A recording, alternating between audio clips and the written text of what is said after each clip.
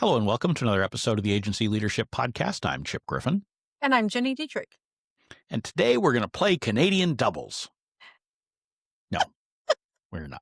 For those of you who are not familiar, Canadian doubles is a version of tennis where you have two players on one side of the net and one player on the other side. Did you know that? I have so many questions. I don't know why they do that. And the only reason I even know about it is because of discussions that we've had in the past, or that I had, 30 years ago with some business partners, was what the dynamics are of meeting with teams, particularly from a prospect when you're pitching them on things. And so we always said, we want to avoid playing Canadian doubles, basically where you're outnumbering your opponent or prospect in this case. Yeah, I think that's really smart because you probably want to at least balance it, if not come in just a little bit under, because when you have more people from your team than the client has, it tends to overpower them and become a little bit overwhelming for them, which is not what you want. That's not the impression you want to leave.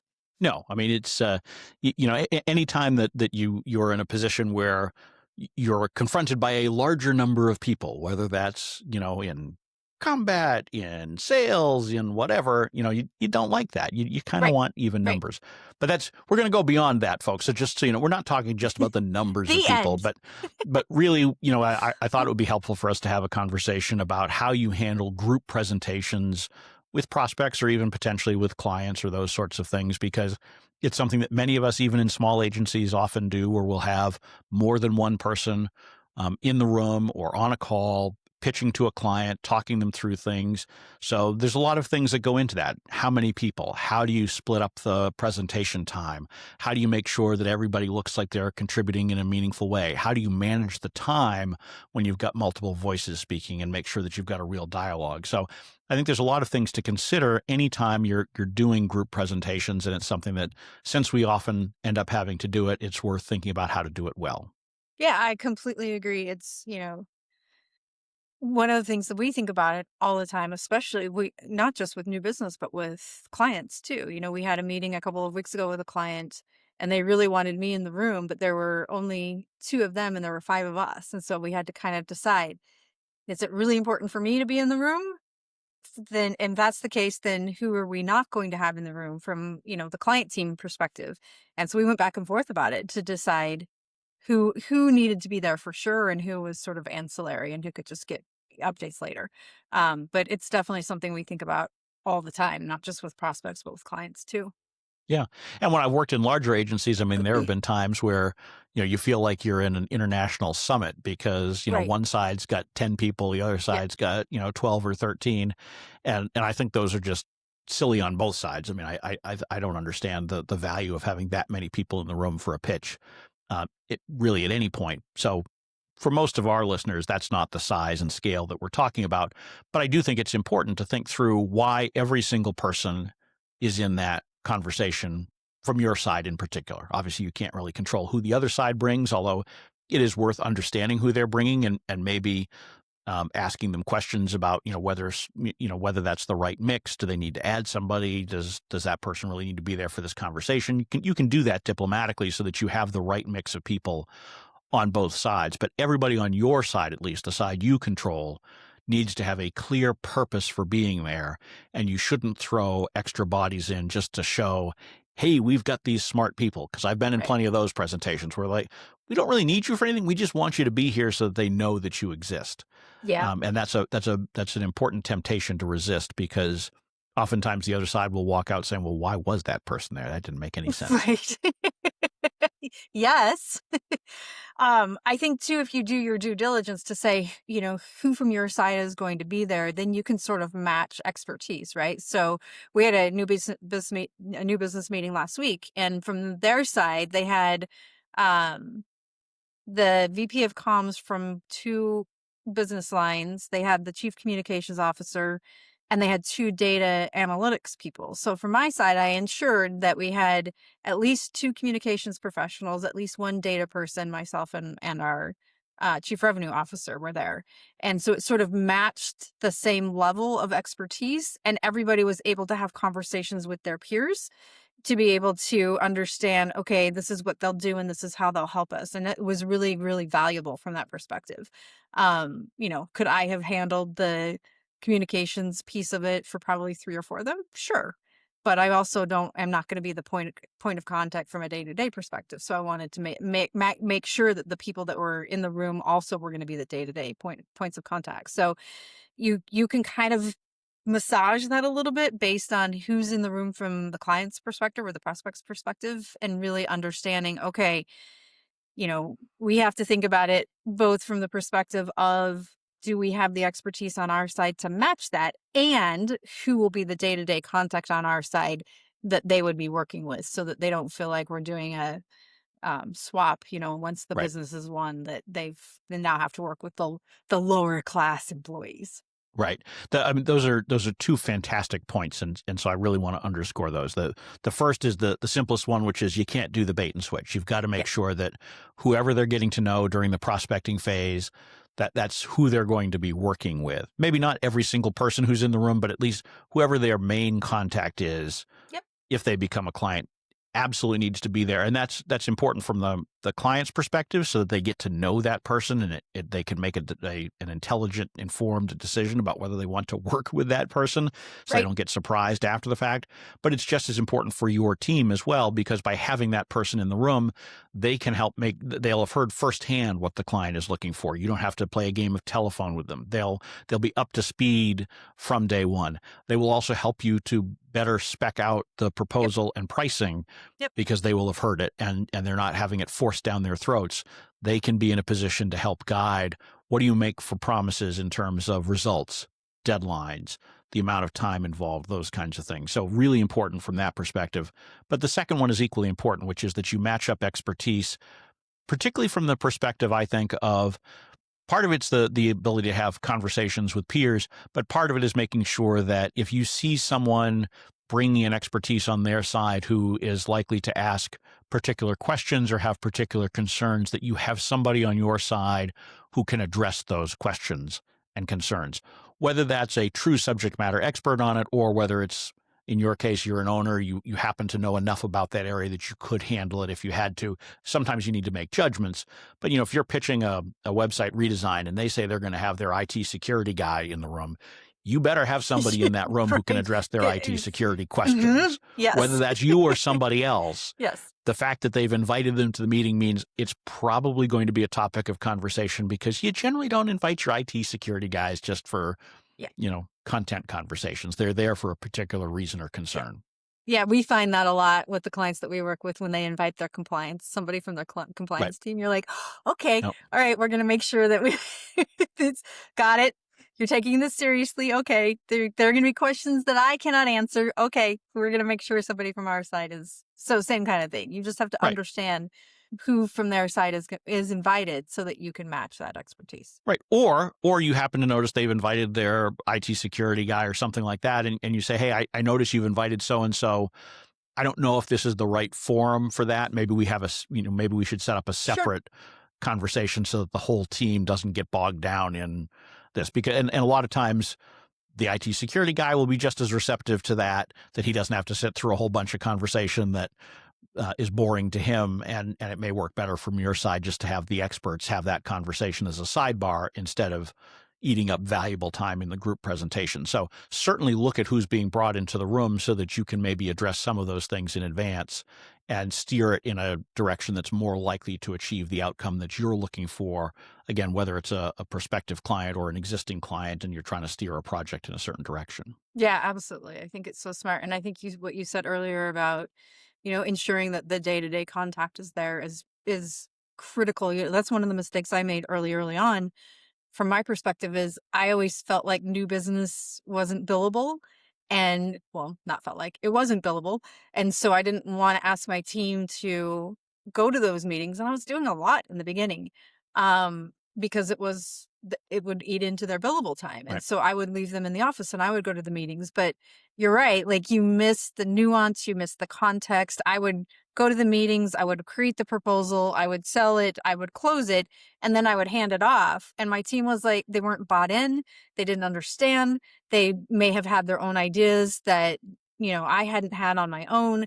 The client always felt like, well, I want to work with you because you were in the room and that's who we bought. And now so it was Right. just like, it was a hard lesson for me to have to learn, but it's a good lesson. And I think if you can avoid some of those mistakes, that's a good way to think about it, because yes, it's not billable. And yes, your team still has to, if you're, tracking billable hours and capacity and all that, they still have to do that, but you can reduce their percentage that they have to get because they're participating in new business, and they will have ideas as well. Like I had a boss early in my career who was so smart, and he was a great idea guy. Like he would go in and he could see a client's problem or a prospect's problem immediately, and he would say, okay, this is how you need to solve it. And he'd be like, boom, boom, boom, boom, boom, boom, boom.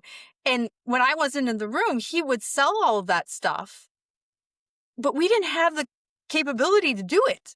Yep. And so once I sat in the room, I literally would kick him under the table if he started to sell something we couldn't do. Because he would sell stuff that, yeah, it should have been done, but the agency didn't have the internal capability to be able to do it. And so I invited myself to new business meetings so that I could literally sit across from him, and I would kick him underneath the table every time he started to sell something that we couldn't do. And so all to say that there is an opportunity for your team to help, not that you're necessarily doing that, but for your team to help, but also understand and be bought into the process. And from a client's perspective, they're buying the team, they're buying the people. And a lot of it is chemistry. A lot Yep. of it is whether or not I can work with these people. So you want to have those people in the room. Yeah, it's funny when you talk about selling things that you don't do and you kicking under the table, because I had a business partner who he sort of reveled in the ability to sell things that we didn't currently have the capability to do. And then we Build would the walk out of the airplane. meeting and he'd kind of have a twinkle in his eye and look over at me and say, "Do you like how I did that?" He's like, "You can do that, right?" I'm like, "I guess I'll be figuring it out I now." mean, we'll figure it Because out. I was the Yep. one who owned the figuring it out part. He was the Right. one who Of leaned into course. the Yes. selling part. So Yes. it certainly made for some Mhm. interesting times, but Yeah. we always seemed to come out okay on, which unfortunately encouraged him to continue doing that. Of course it did. So, Yes. it is what it is. But okay, so we've really thought through who we've got in the room. Now let's think about how do we actually prepare the presentation, or the discussion, because I think we think of these things as presentations, but more often than not, I mean, this Yeah. is not, you're not getting up and doing an audition on stage where you've got the director, producer, whatever, there taking notes and making a decision. It should be more of a dialogue in most cases. So how do you think about preparing for these, setting the agenda for them, preparing your team for the conversation so that it doesn't become just, we're going to just, do a death march through PowerPoint slides split up over 4 people over the next, 60 minutes, and there's no time for conversation at all. Oh yeah, no, we do not do that. So one of the things that we do is typically there is a relationship internally that somebody already has with the prospect. And so that person sort of leads the conversation, right? They make the introductions, they kind of set the agenda. They are the ones that sort of lead the agenda and the conversation. Our chief revenue officer has like a 12-minute, I'd say it's 12 to 15-minute deck that he goes through that just introduces almost everybody knows peso. So we just kind of give a high level, like, and it's a really nice, it's not a dog and pony show. It's not a capabilities presentation. It's more like, this is what we know about you and the pain points we see that you have, and here's how peso solves it, kind of thing. And then we open it up for conversations. And so usually the point of the day-to-day person that would be their day-to-day manages that piece. So it's a lot of us asking questions and you're really listening and taking notes and understanding. And then the person who has the relationship wraps it up at the end and does the follow-up. So I would say it's usually 3 to 5 of us, depending on how many on their side. And that's typically how we set up the agenda is based on that. Yeah, I think it's really smart to have whoever has the best relationship be the person who is effectively managing the meeting, because that generally is going to improve the comfort level on the other Yep. side of the table. And so, you might as well lean into that, unless for some reason it would be really weird, right? I mean, maybe it's Right. some Yeah. super junior person who happens to just be, friends with or Yeah. used to work with someone. I mean, maybe in those cases you don't, but in the vast majority of cases where that relationship exists, you should take advantage of that. And certainly lean into that.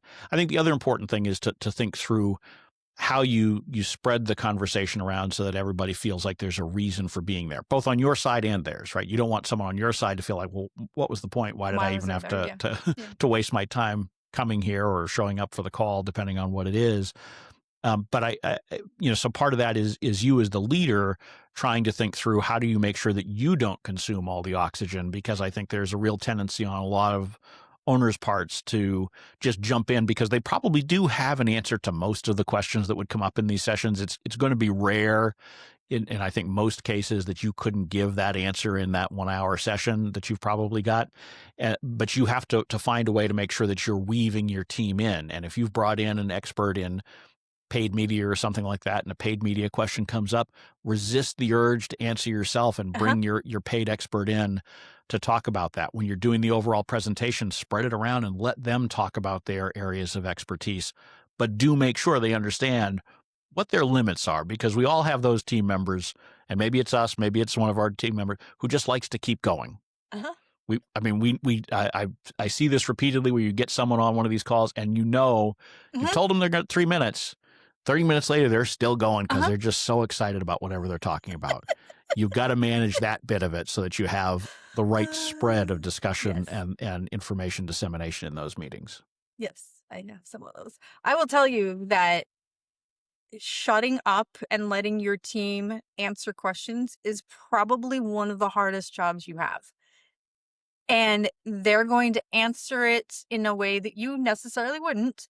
Or sometimes the prospect will ask a question and they do like the runaround, and you can tell they don't really know the answer and they're waiting to be saved, and you can't really save them, but they don't really answer the question. And so you have to figure out a way to sort of wrap it in a bow. It is literally one of the hardest things that you could do. And for those of you on video, I have a notebook full of notes where I sit in those meetings and I just, every time I want to interject, I just, and I just write down so that I can provide feedback later. But I'm telling you, it is so challenging.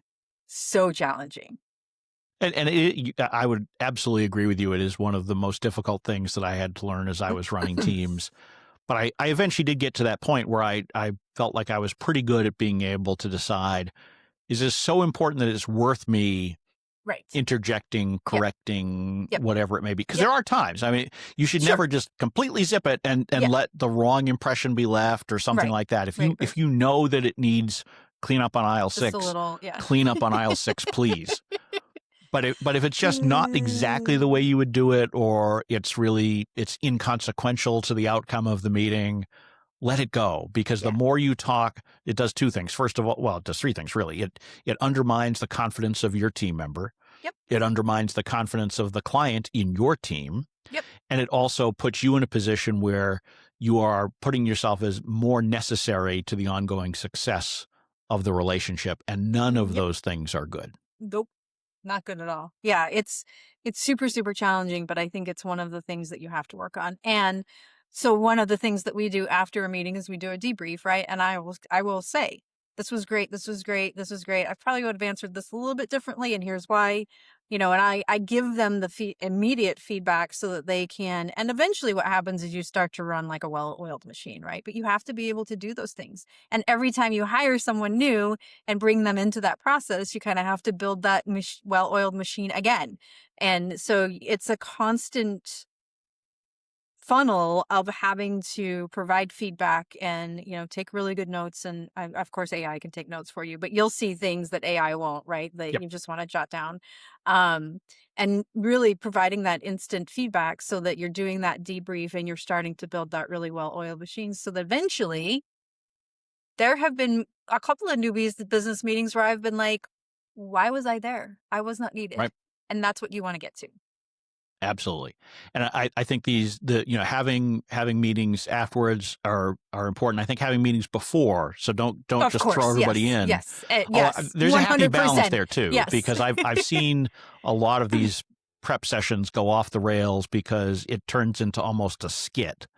And so, there is a point of too much preparation.